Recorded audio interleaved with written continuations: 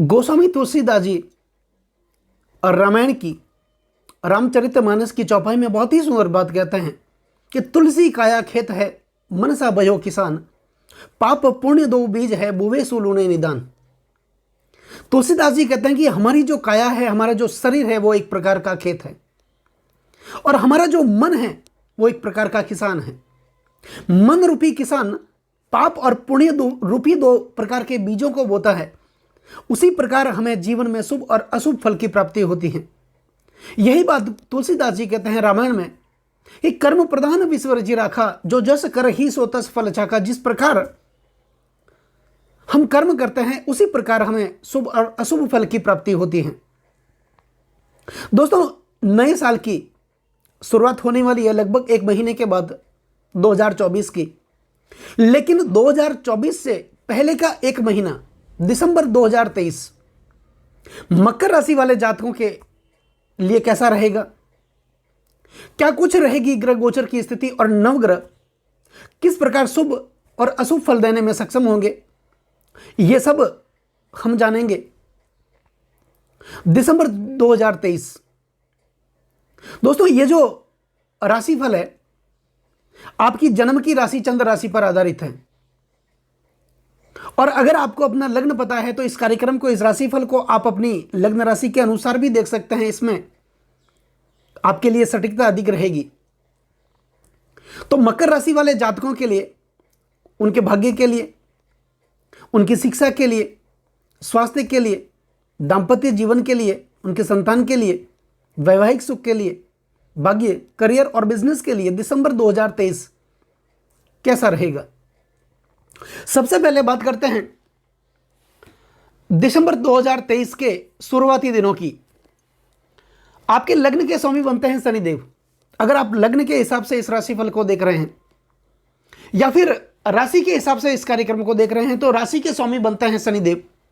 और शनिदेव आपके धन, कुटुंब और वाणी के भाव में विराजमान है 17 जनवरी 2023 से अपने मूल त्रिकोण राशि, अपनी सबसे प्रिय राशि कुंभ राशि के अंदर विराजमान है। वहीं राहु देव 30 अक्टूबर को राहु का राशि परिवर्तन हुआ था और 30 अक्टूबर से राहु देव आपके लिए तीसरे भाव के अंदर, आपका जो पराक्रम भाव है उस भाव के अंदर अपने गुरु शुक्राचार्य की उच्चस्थ राशि मीन राशि में विराजमान रहेंगे। वही देवगुरु बृहस्पति, देवताओं के गुरु, मंगल की राशि में, अपने मित्र ग्रह की राशि में विराजमान रहेंगे आपके चतुर्थ भाव के अंदर। वही केतु देव आपके भाग्य स्थान के अंदर बुध की राशि कन्या राशि में विराजमान रहेंगे और शुक्र आपके दसम भाव के अंदर अपनी स्वराशि तुला राशि के अंदर विराजमान रहेंगे। और वही ग्रहों के राजा, नवग्रहों के सम्राट, हमारे प्राणों के स्रोत, जीवनदाता सूर्यदेव 17 दिसंबर तक आपके एकादश भाव के अंदर, आपका जो लाभ का भाव है इस भाव में विराजमान रहेंगे और 17 दिसंबर को सूर्य का राशि परिवर्तन होगा और ये आपके एकादश भाव से निकल करके आपके द्वादश भाव में विराजमान होंगे। वही ग्रहों के सेनापति मंगल देव अपनी खुद की राशि वृश्चिक राशि में, स्वराशि में आपके एकादश भाव में विराजमान होंगे। तो यूं कह सकते हैं कि राजा और सेनापति दोनों दिसंबर के शुरुआती दिनों में आपके एकादश भाव के अंदर, जो कि आपके लाभ का भाव है, इस भाव में विराजमान रहेंगे। अब विशेष तौर पर जो फल होगा वो शुक्र का फल देखने को मिलेगा, क्योंकि आपके लग्न के स्वामी बनते हैं शनिदेव। शनि की दो राशियां होती हैं, मकर राशि और कुंभ राशि। इन दोनों राशियों में से कोई भी एक राशि अगर लग्न भाव में विराजमान होती है तो शुक्र केंद्र और त्रिकोण के अधिपति बनकर के योग कारक माने जाते हैं। वही शुक्र आपके दसम भाव के स्वामी है, जो कि आपका केंद्र भाव है। और वही शुक्रदेव की दूसरी राशि वृषभ राशि आपके पंचम भाव में विराजमान है, जो कि आपके लिए त्रिकोण भाव है। तो केंद्र और त्रिकोण के स्वामी बनकर के अपनी खुद की राशि में दसम भाव में योग कारक बन के विराजमान है। तो लग्नेश शुक्र के साथ इनकी घनिष्ठ मित्रता है। तो शुक्र लग्जरी जीवन के कारक माने जाते हैं, भौतिक सुख सुविधाओं के कारक माने जाते हैं, धन और ऐश्वर्य के कारक माने जाते हैं, समृद्धि के कारक माने जाते हैं। तो योग कारक अवस्था में है दिसंबर महीने में, तो आपके लिए विशेष तौर पर यह शुभ फल देने की कोशिश करेंगे। अब बात करते हैं आपके स्वास्थ्य की। दोस्तों स्वास्थ्य के स्वामी बनते हैं शनिदेव, क्योंकि स्वास्थ्य का जो भाव, तन का जो भाव, तनु भाव, यह है आपका लग्न भाव। यहीं से आपके जीवन की शुरुआत होती है। यह जीवन की प्रारंभिक अवस्थाओं का भाव माना जाता है। इससे आपका आचरण देखा जाता है, आपका चरित्र देखा जाता है, आपकी कदकाठी देखी जाती है, आपके विचार देखे जाते हैं, और विशेष तौर पर यह आपके स्वास्थ्य का भाव भी माना जाता है। तो शनिदेव दिसंबर महीने में आपको मान सम्मान की प्राप्ति देंगे, रोजगार की प्राप्ति देंगे, ऊंची पदवी, मान मर्यादा और प्रतिष्ठा की प्राप्ति देंगे, और ये विशेष तौर पर आपके स्वास्थ्य में सुधार लेकर के आएंगे। आप इस समय में आप अपने स्वास्थ्य के प्रति ज़्यादा से ज़्यादा जागरूक होंगे। हालांकि शनिदेव मंद गति के ग्रह माने जाते हैं। इनकी जो गति है वो धीमी चाल है, वो धीमी गति से फल देते हैं। इसीलिए शनिदेव एक राशि में 2.5 साल तक विराजमान रहते हैं। और एक व्यक्ति के जीवन में शनि की महादशा भोगने का जो अवसर है वो जीवन में 2 से 3 ही बार आता है, क्योंकि जिस राशि में शनिदेव का राशि परिवर्तन होता है, वापस 30 सालों के बाद उसी राशि में शनिदेव विराजमान होते हैं। तो इनका जो कार्यकाल है वो बहुत लंबे समय के लिए होता है। ये फल देते हैं, व्यक्ति की परीक्षा भी लेते हैं, क्योंकि फल देने से पहले कई ग्रह अचानक से फल दे देते हैं, लेकिन शनिदेव ऐसा नहीं करते। शनिदेव फल देने से पहले व्यक्ति की जांच परख करते हैं, वो परीक्षा लेते हैं, वो तोड़ते हैं, गिराते हैं, तड़पाते हैं, तपाते भी हैं, और उसके बाद एक साधारण से कोयले को भी धीरे धीरे हीरे में बदल देते हैं। तो शनि तो कर्म के कारक माने जाते हैं, न्याय के देवता हैं, शनि को दंडाधिकारी भी कहा जाता है, और आपके लग्न के स्वामी भी बनते हैं। तो व्यक्ति को अच्छे कर्म करने के लिए प्रेरित करते हैं। तो आपको करना क्या है? कर्म अच्छा करना है। कोई भी किसी भी प्रकार के दुष्कर्मों का सहारा आपको नहीं लेना है। शनि के नियमों का पालन आपको करना है। शनि के स्वभाव को अपना स्वभाव बनाना है, और जिस व्यक्ति ने शनि के स्वभाव को अपना स्वभाव बना लिया, शनि के नियमों को अपना नियम बना लिया, उस व्यक्ति के लिए शनि रंग से राजा बना सकते हैं। शनि में इतना सामर्थ्य है, क्योंकि जब ये फल देने लगते हैं तो स्थिर फल देते हैं। तो दिसंबर के महीने में शनिदेव आपके स्वास्थ्य के स्वामी बनते हैं, तो स्वास्थ्य में तो निखार लेके आएंगे ही, साथ ही आपको मान सम्मान और प्रसिद्धि भी देंगे, आपके रोजगार के नए नए अवसर भी पैदा करेंगे। वही बात करते हैं आपके धन, कुटुंब और वाणी की।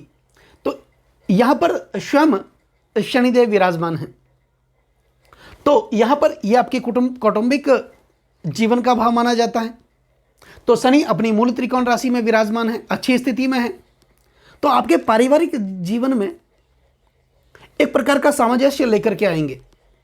अगर किसी प्रकार का तनाव भी चल रहा है परिवार में, तो वो तनाव आपका दूर करेंगे।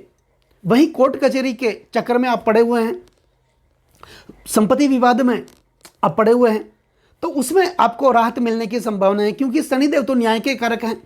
अगर आप वास्तविक न्याय के राह पर चल रहे हैं तो शनिदेव इस समय आपकी मदद करने वाले होंगे दिसंबर 2023 में। यही आपकी वाणी का भाव भी माना जाता है। तो शनिदेव आपकी वाणी में निखार लेकर के आएंगे। आपके बोलने चालने की जो कला है उसमें, उस कला में एक अद्भुत निखार लेकर के शनिदेव आएंगे।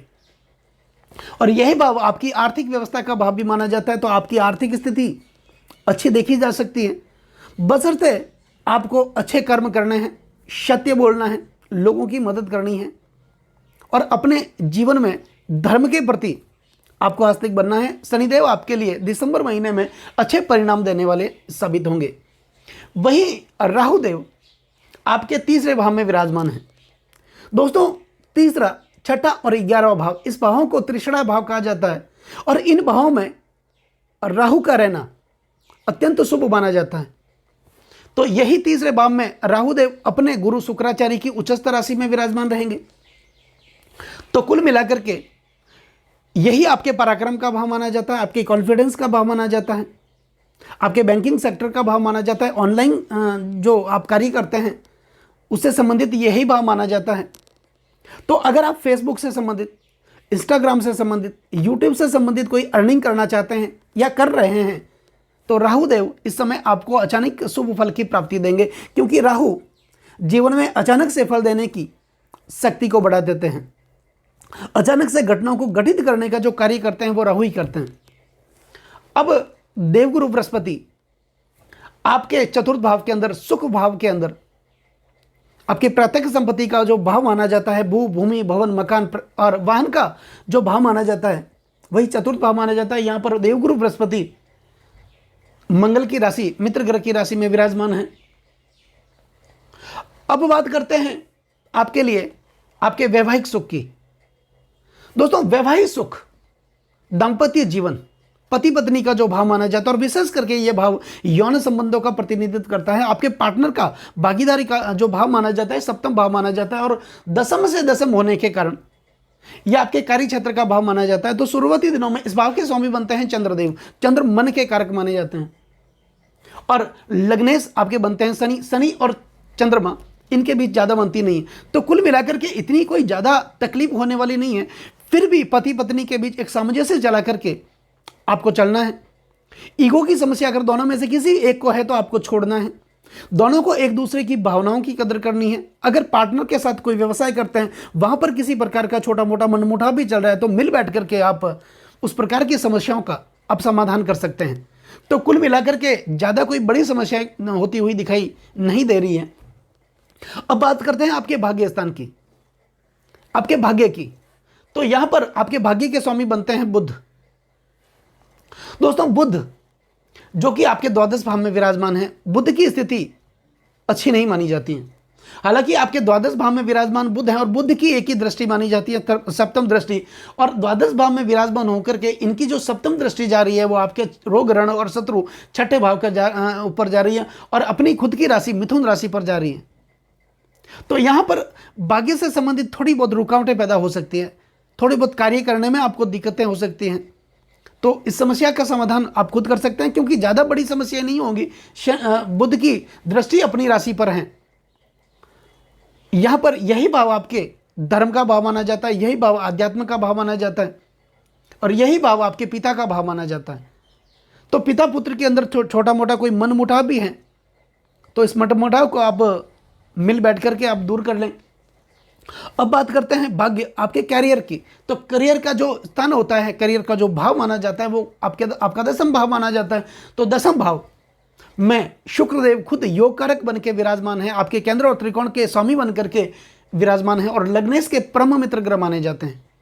तो शुक्र तो लग्जरी जीवन के कारक ग्रह माने जाते हैं, भौतिक सुख सुविधाओं के कारक माने जाते हैं, धन और वैभव के कारक माने जाते हैं। तो शुक्र आपके दसम भाव में विराजमान है, और दसम भाव ऊंची पदवी, मान मर्यादा और प्रतिष्ठा का भाव माना जाता है। यही भाव आपके सपनों का भाव माना जाता है, यही भाव आपकी इच्छाओं का भाव माना जाता है, यही भाव आपके लिए लंबी दूरी की यात्रा का भाव माना जाता है, आपके रोजगार का भाव माना जाता है, आपके कार्य क्षेत्र का भाव, यही भाव माना जाता है। तो शुक्रदेव यहां पर क्या करेंगे, आपके लिए धन उपलब्ध करवाएंगे। आपके कर्म करने में जो रुकावटें आ रही थी, वो रुकावटें आपके लिए दूर करेंगे। तो कुल मिलाकर के ये आपके सपने भी पूरे करेंगे। जो आपकी इच्छाएं दबी हुई थी, वो इच्छाएं आपकी शुक्रदेव यहां पर पूरी करेंगे। वहीं आपके बिजनेस का जो भाव माना जाता है, वो एकादश भाव माना जाता है। यहां पर 17 दिसंबर से पहले सूर्यदेव जो ग्रहों के राजा माने जाते हैं, हमारे प्राणों के स्रोत, जीवनदाता माने जाते हैं, वहीं सूर्यदेव एकादश भाव में विराजमान रहेंगे।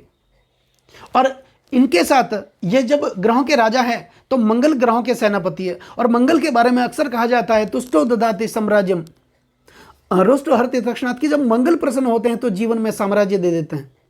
और यही मंगल जब रुष्ट होते हैं, नाराज होते हैं, अप्रसन्न होते हैं, तो तत्काल उसे साम्राज्य का हरण कर लेते हैं। मंगल भूमि के कारक माने जाते हैं, प्रत्यक्ष संपत्ति के कारक माने जाते हैं, साथ ही ये आग, हिंसा, चोरी, अपराध और गुस्से के कारक भी माने जाते हैं। तो यहां पर अपने गुस्से को थोड़ा सा आपको कंट्रोल करना है। यहां पर गलत संगत में आपको नहीं पड़ना है। इसके अतिरिक्त देखा जाए तो राजा और सेनापति दोनों आपके एकादश भाव में विराजमान रहेंगे, और मंगल तो अपनी खुद की राशि, अपनी स्वराशि वृश्चिक राशि में एकादश भाव में विराजमान रहेंगे। मंगल का कोई इस महीने परिवर्तन नहीं है। सूर्य 17 दिसंबर के बाद एकादश भाव से निकल करके आपके द्वादश भाव में चले जाएंगे। तो यहां पर थोड़ा बहुत आपको ध्यान रखने की जरूरत है। तो कुल मिलाकर के अगर देखा जाए, और अब बात करते हैं आपके प्रेम प्यार की। दोस्तों, प्रेम प्यार का जो भाव माना जाता है, वही भाव आपका पंचम भाव माना जाता है। तो पंचम भाव के स्वामी बनते हैं शुक्रदेव, और शुक्र आपके केंद्र भाव में विराजमान है, योग कारक बन के विराजमान है, और लग्नेश के परम मित्र हैं। तो यहां पर आपका जो प्रेम है, आप किसी के साथ प्रेम से जुड़े हैं, वो प्रेम परवान चढ़ेगा, और वो प्रेम विवाह में बदलने की संभावना पूरी दिसंबर के महीने में बन रही है। यदि आप अविवाहित हैं, शादी के योग नहीं बन रहे हैं, सगाई नहीं हो रही है, तो यहां पर सगाई के प्रबल योग आपके जीवन में बन भी रहे हैं। तो कुल मिलाकर के यही भाव आपके संचित कर्म का भाव माना जाता है। संचित कर्म का मतलब ही ये होता है कि हम जो पूर्व जन्म में कर्म करके आए हैं और उन कर्मों के परिणाम फलस्वरूप ही हमें वर्तमान में हमारे भाग्य बनेंगे। तो कुल मिलाकर के पंचम स्थान, पंचमेश की जो स्थिति, शुक्र की स्थिति बहुत बढ़िया है। तो आपकी विद्या के लिए, आपकी पढ़ाई के लिए, आपकी शिक्षा के लिए, आपके प्रेम प्यार के लिए ये बहुत ही अच्छी स्थिति शुक्रदेव यहां पर बना रहे हैं। दाम्पत्य जीवन की बात करें तो दाम्पत्य जीवन के स्वामी बनते हैं शुक्रदेव, चंद्रदेव। और चंद्रमा शुरुआती दिनों में, क्योंकि चंद्रमा की जो गति है वो सबसे धीमी, सबसे तेज चाल है उनकी, 2.25 दिन में ही अपनी राशि को बदल देते हैं। तो यहाँ पर थोड़ा बहुत पति पत्नी के बीच अगर मन मुटाव है, क्योंकि इस समय क्या होगा कि आपके जो पार्टनर्स है, लाइफ पार्टनर हैं, उनके मनोमस्तिष्क में एक ऐसा विचार कि कब आपको अच्छा कह दें, कुछ समय के लिए कह दें आप मेरे लिए बहुत अच्छे हैं, और कुछ समय बाद कि आप मेरे लिए कुछ भी नहीं करते हैं। तो ऐसी समस्याएं चंद्रदेव यहाँ पर मानसिक विकार उत्पन्न करते हैं। तो कुल मिलाकर के आपको मिल बैठ करके इस समस्या का समाधान कर लेना चाहिए। और कुल मिलाकर के स्थिति इतनी बड़ी खराब होती हुई आपके लिए दिखाई नहीं दे रही है। तो ये दिसंबर का महीना मकर राशि वाले जातकों के लिए बहुत ही बढ़िया रहने वाला है। अब बात करते हैं कुछ उपायों की। तो उपाय में तो ज़्यादा कुछ करने की जरूरत नहीं है, क्योंकि लगने से शनि बनते हैं, शुक्र भी योग कारक हैं, सूर्यदेव और मंगल की स्थिति भी अच्छी है आपके लिए। एक बुध की स्थिति थोड़ी सी कमजोर है, क्योंकि आपके भाग्य के स्वामी भी बनते हैं और आपके द्वादश भाव में विराजमान है। तो कुछ उपाय जो आपको करना है, क्योंकि शनि का उपाय आपको करना बहुत ही जरूरी है। तो इसमें क्या है, शनि के मंत्रों का आप जाप करें, शनि के 20 मंत्र, शनि के पौराणिक मंत्र, ओम नीलाजनम समाभासम रविपुत्रम यमागर्जम छाया मार्तंड संभूतम तम नमामि शनिचरम, इस मंत्र का आप नियमित जाप करें। दूसरा, शनि के जो मंत्र है ओम प्राम प्रीम प्रो ससने नमः, इस मंत्र का भी आप नियमित जाप कर सकते हैं। या फिर शनि गायत्री मंत्र ओम कृष्णाकाय विद्महे रविपुत्र है धीमी तनो शौरी प्रचोदयात, इस मंत्र का आप जाप कर सकते हैं। शनिदेव की कृपा दृष्टि आप पर हमेशा बनी रहेगी। और दिसंबर का महीना आपके लिए, मकर राशि वाले जातकों के लिए बहुत ही बढ़िया रहने वाला है। तो दोस्तों, कैसा लगा ये वीडियो?